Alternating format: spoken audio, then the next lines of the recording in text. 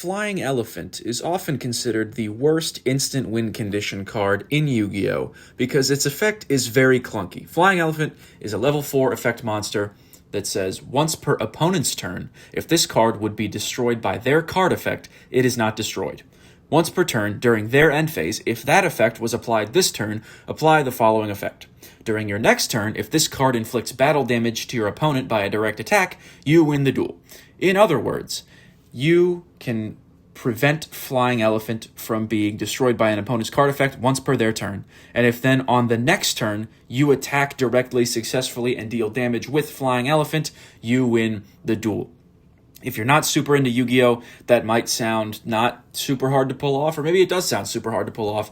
That's kind of stupid and basically impossible to pull off. What I have here is a gimmick deck with a 6+ kind of card, a 6+ Flying Elephant combo, okay?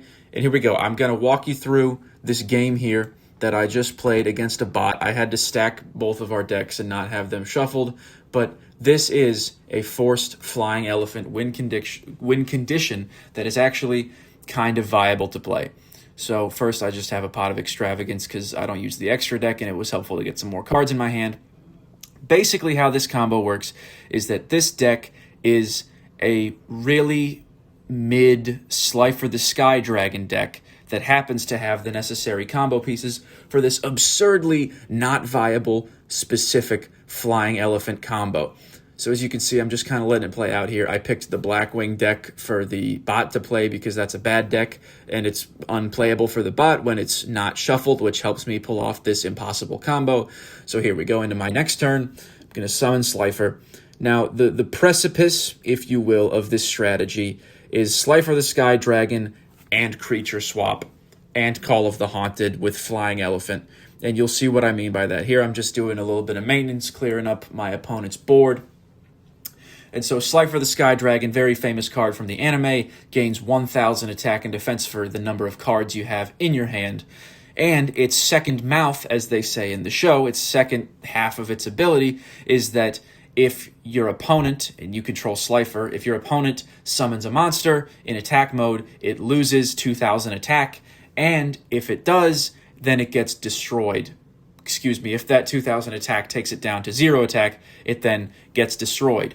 Maybe you're starting to see where I'm going with this. Maybe you're not. Well, you're about to. So here I activate Creature Swap, giving my opponent Slifer the Sky Dragon in exchange for, in this case, Blackwing Chris the Crack of Dawn. So I'm ending my turn there.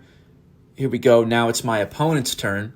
So I am going to let my opponent destroy that card because I don't need it for anything.